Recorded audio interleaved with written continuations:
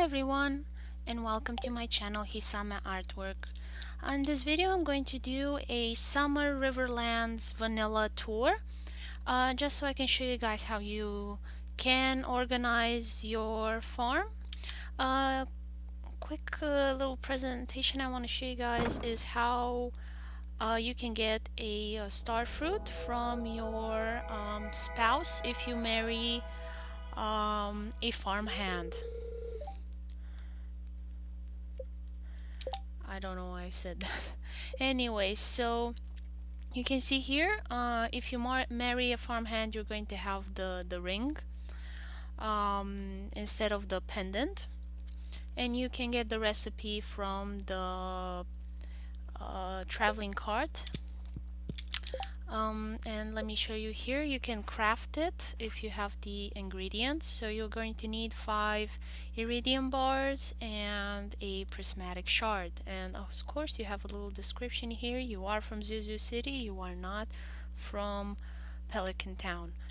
Your grandfather is, and I assume your parents as well.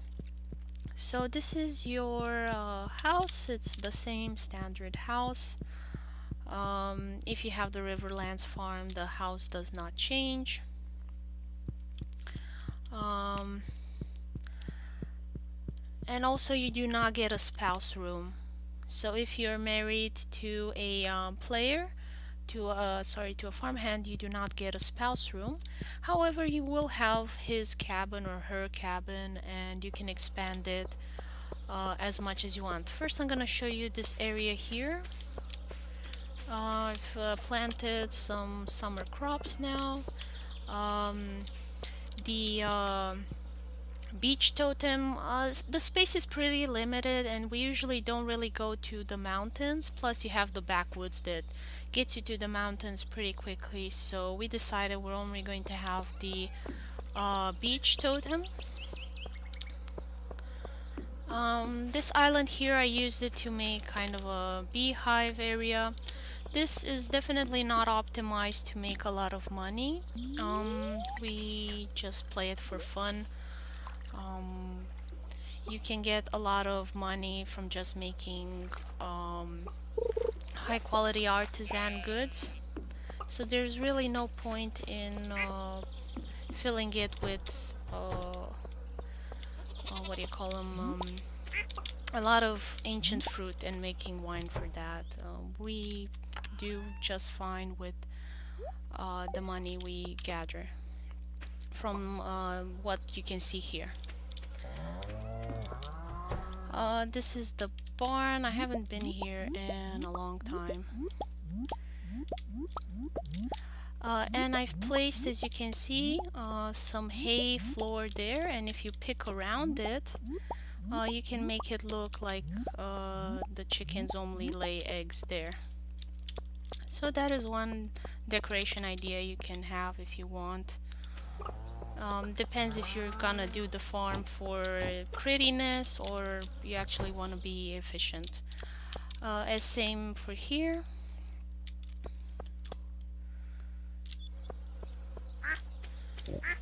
Can find a way to get around these guys. Yay!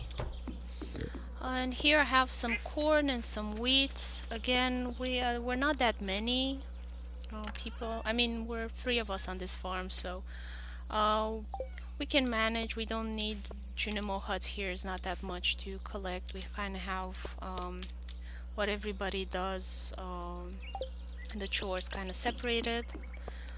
This island here, I've made it to have all the 3 giant crops like on a big display and be proud of them. They were pretty difficult to get in a row, but I used a mod to speed things up. The giant crop ring, which increases the probability of you getting a giant crop, and usually you have to plant like really big areas in order to get the giant crop, to increase the likelihood of you having them fuse, and you have to leave them on for a bunch of days until they fuse. The giant crop ring allows you to increase the likelihood of that happening, so you can get them all nice in a row. You don't have to plant as many, you can just plant a couple. And then on a 3x3 9 square tiles you can get them. Here I have the Junimos, and they collect the ancient fruits, and I can put a bunch of kegs here if I want to. Oh, no, no, no, no, no, no. It's best to put a fence if you don't want him to go collecting stuff you don't want to. Like, for example, he's ruining my film now. He's collecting the wheat there. Fortunately, I got to show you guys before he did the mischief, because I closed it off in order to make the video for you guys, and also so they don't mess up whatever calculations I have, because if the soil is bare, tomorrow some of this is gonna become untilled and I have to till it again. So in autumn I often like to leave crops I don't need on the soil, so that in the winter the soil stays covered with the crops, the weeds, and it won't erode, so it will be less work for me when spring comes. Of course, it's not the case for this farm. I have very little agriculture going around, so this is my spouse's room. We left it as kind of a shed. As you saw, we have no sheds on our farm because there isn't much room in the Riverlands farm. So this is one workaround. This is my sister's cabin, and this is how she decorated it. I just wanted to show you guys. Putting beehives in the house is not a good idea. It will never produce honey in the greenhouse or the cave or the house, so there's no point in you putting them inside. You have to put them outside. And you can put it outside the farm as well. I think I showed you Grandpa's shrine. Yeah, I've showed you. Cave here. So this is the farm cave. I put some kegs in here, the mushrooms. You can grow some in pots. You can grow out of season vegetables in pots in the cave. I just want to show you guys. I put some autumn seeds in here and they grow just fine in the cave, so you can use it like a second little greenhouse if you like. I should have had some coffee so I'd move faster. I've gotten the horse. Did not think this through. So I'm just gonna show you around the town. You can plant a bunch of things here. The fence is going to disappear, so I'm looking into getting the clock. Maybe that will stop it. I have to show you guys the cave and the quarry, just so I can show you what other neat ways you can use your surroundings. So I put a lot of little log stool there. It is a craftable item. You get the recipe, I think, from Robin. And wherever there's a good fishing spot, I'll put a little stool there so I know that I can sit there and get good fish.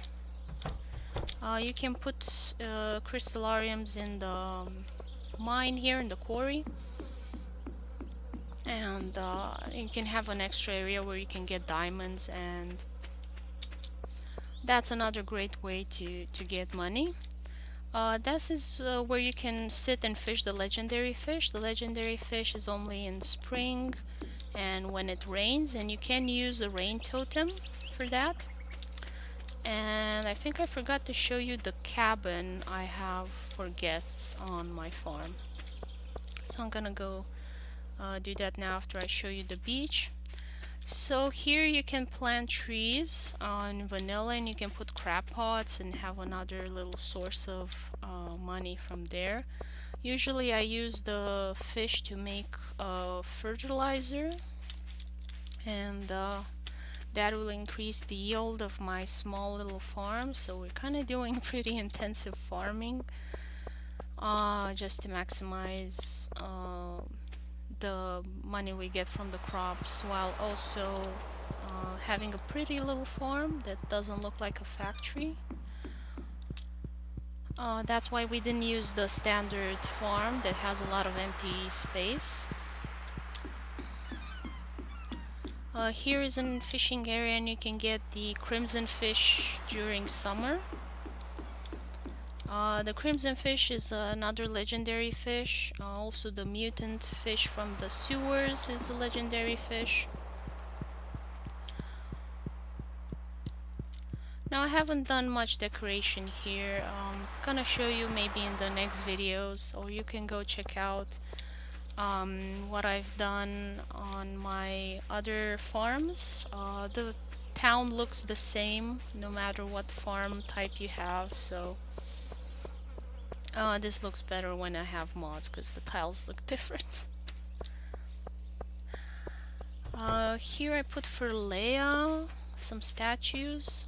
She might have destroyed some of them because she bumped into them, so you gotta go and check out